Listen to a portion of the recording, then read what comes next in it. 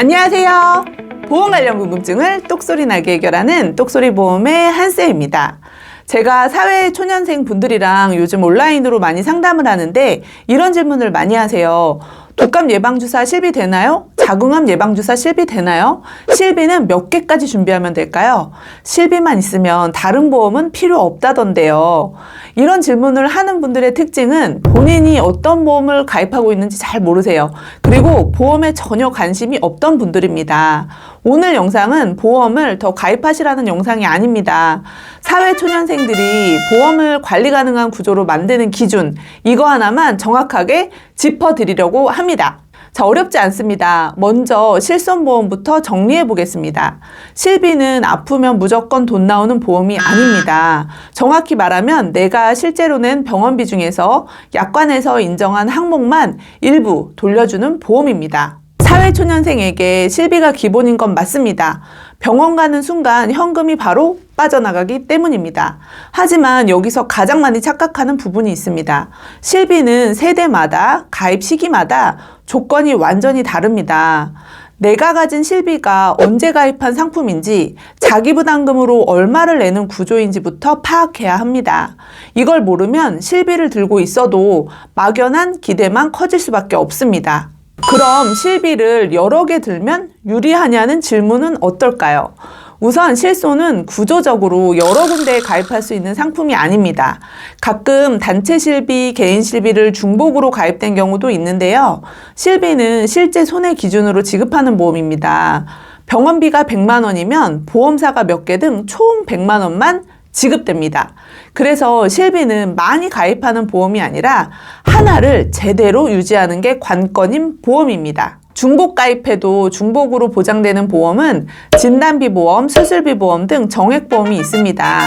실손 보상과 정액 보상의 차이를 구분하셔야 합니다. 다음은 종신보험이냐 정기보험이냐, 사회초년생들이 가장 헷갈려하는 부분입니다. 종신보험은 기간을 정하지 않고 정신토록 보장하는 보험이고, 정기보험은 기간을 정한 보험입니다. 종신보험은 사망을 전제로 평생 보장하는 구조이고, 정기보험은 필요한 기간만 보장하는 구조입니다. 그럼 사회초년생에게 종신보험이 무조건 필요할까요? 저는 그렇지 않다고 봅니다. 부양가족이 없고 경제적 책임이 크지 않은 시기라면 종신토록 보장되는 사망보험은 1순위 보험은 아닙니다. 실비가 최우선 순위 보험이라면 다음은 진단비 보험입니다. 실비가 병원비를 막아준다면 진단비는 시간을 버텨주는 비용입니다. 사회초년생이 최초로 챙겨야 할 건 암진단비, 뇌혈관 진단비, 심장질환 진단비입니다. 이 진단비는 치료비가 얼마가 들든 상관없이 진단만 되면 약정 금액이 지급됩니다. 여기서 요즘 꼭 짚고 가야 할 게 하나 있습니다. 바로 치료비 보험입니다. 요즘 큰 병은 한 번 치료하고 끝나는 경우보다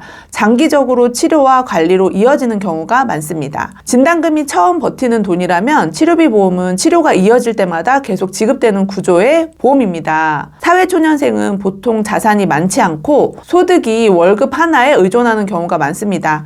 그래서 아프면 병원비보다 생활 자체가 먼저 흔들리게 됩니다. 이런 구조에서는 진단금만 크게 가입하는 것보다는 진단금과 치료비를 함께 적절하게 준비하는 구조가 유리하다고 할 수 있겠습니다. 반대로 지금 당장 우선순위가 낮은 보험도 있습니다. 대표적으로 치아보험, 안구질환 보험입니다. 물론 이 보험이 나쁘다는 뜻은 아닙니다. 다만 사회초년생 시기에는 보험료를 어디에 쓰느냐가 더 중요합니다. 이런 보험은 나중에도 가입 가능한 경우가 많습니다. 예를 들어서 구강검진상 치료할 치아가 없고 관리가 잘 되고 있다면 언제 쓰일지 모르는 치아보험은 우선순위에서는 제외되어야 합니다. 지금은 모든 걸 다 가져가려 하지 말고 가장 큰 리스크부터 막는 구조가 맞다고 생각합니다. 그럼 보장금액과 보험료는 얼마로 잡는 게 적당할까요? 어려운 질문인데요. 기준 없이 잡으면 보험은 무조건 과해질 수밖에 없습니다. 그래서 이 기준만 일단 기억하시면 좋을 것 같아요. 큰 병에 걸리면 실제로 얼마가 필요할까요? 사회초년생이 암이나 큰 질병 등을 진단을 받는다면 현실은 보통 이렇게 흘러가는 것 같아요.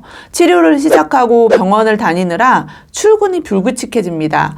그러다 보면 연차를 소진하게 되고 병가 또는 또는 휴직이 반복되고 소득은 감소되고 또는 중단될 가능성도 있습니다. 이 과정에서 치료비보다 무서운 게 고정 지출인 것 같아요.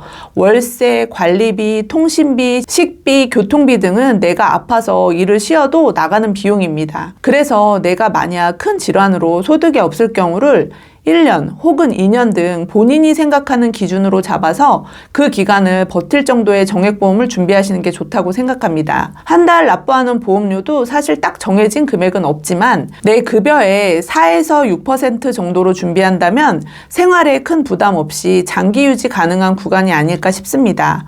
지난 영상에서 사회초년생인 20대, 30대에게 꼭 필요한 보험을 20년나 90세로 설계했을 때 10만 원 이하의 보험료가 나왔거든요. 그렇다면 내 급여가 250만 원이라면 4%인 10만 원으로 도움이 될 만한 보험을 충분히 준비할 수 있습니다. 오늘 영상을 보시고 이 두 가지만 꼭 확인해 보세요. 내 실손이 몇 세대 실비인지 그리고 진단금과 치료비 구조가 잘 준비되어 있는지입니다. 이것만 알아도 보험은 절반 이상은 성공합니다.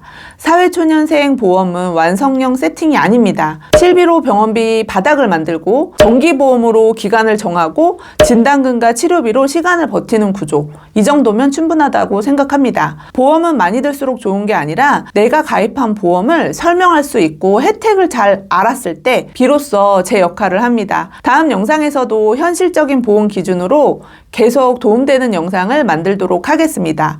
자, 오늘 영상은 이것으로 마치도록 하겠습니다. 보험 관련 궁금증은 똑소리보험으로 문의주세요. 감사합니다. 안녕! 본 광고는 심의 기준을 준수하였으며 유효기간은 심의일로부터 1년입니다.